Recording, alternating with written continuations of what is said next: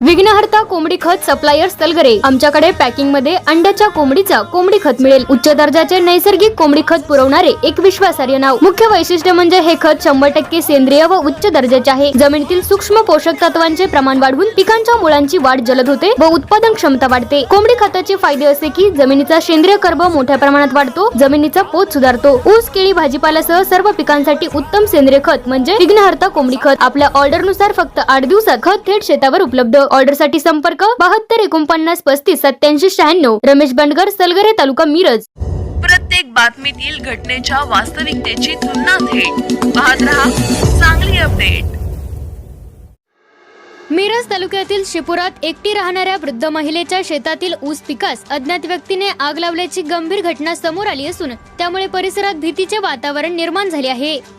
शेत जमीन गट नंबर 419 मधील श्रीमती विमल तमन्ना शिंदे, वय वर्ष 60, राहणार शिपूर यांच्या ऊस पिकाला अज्ञाताने जाणीवपूर्वक आग लावल्याचा प्रकार घडला आहे।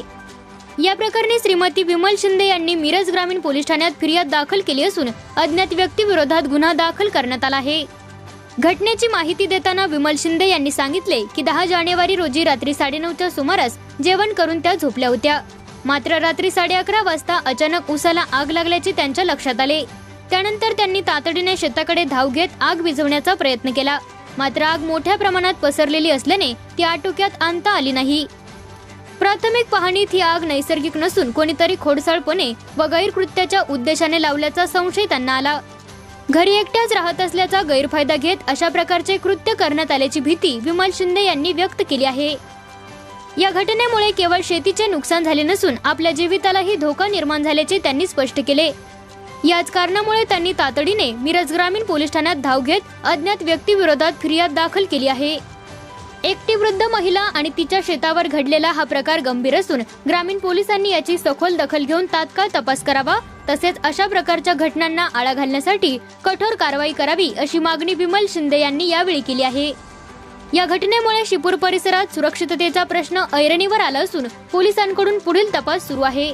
तमानी शिंदे राहतो शिपूरला आणि निमनूर रोडला। मी रवाईतलेच आहे आणि 419 गट नंबर आणि तिथं रात्री 11-12 वाजता ऊस जळलाय। आम्ही उठून बघत होतो सगळं जळायला लागलं, तर आम्ही काय बघितलं तर मला काय एकटीला जायला तयारही झालं नाही आणि कोण जळलंय त्याची चौकशी होऊन त्याला त्यांची कारवाई त्यांच्यावर व्हावी आणि आमच्या जीवाला धोका आहे। मी एकटीच राहतोय तिथं आणि लुस्कान आणि पोलीस स्टेशन मध्ये आम्ही कारवाई बी केलंय, आम्ही लिहून बी दिलंय, सांगितलंय आणि तक्रार दिली आम्ही आणि आमची नुकसानी बी भरपूर झाल्या, आमच्या जीवाला बी धोका आहे आणि कोण काय केले नाही काय ते आमचं ऊस जाळलंय हे केले, नुकसान भरपूर झाल्या आणि ते कोण काय केले नाही त्यांच्यावर कारवाई जरूर व्हावं आणि हे सांगते.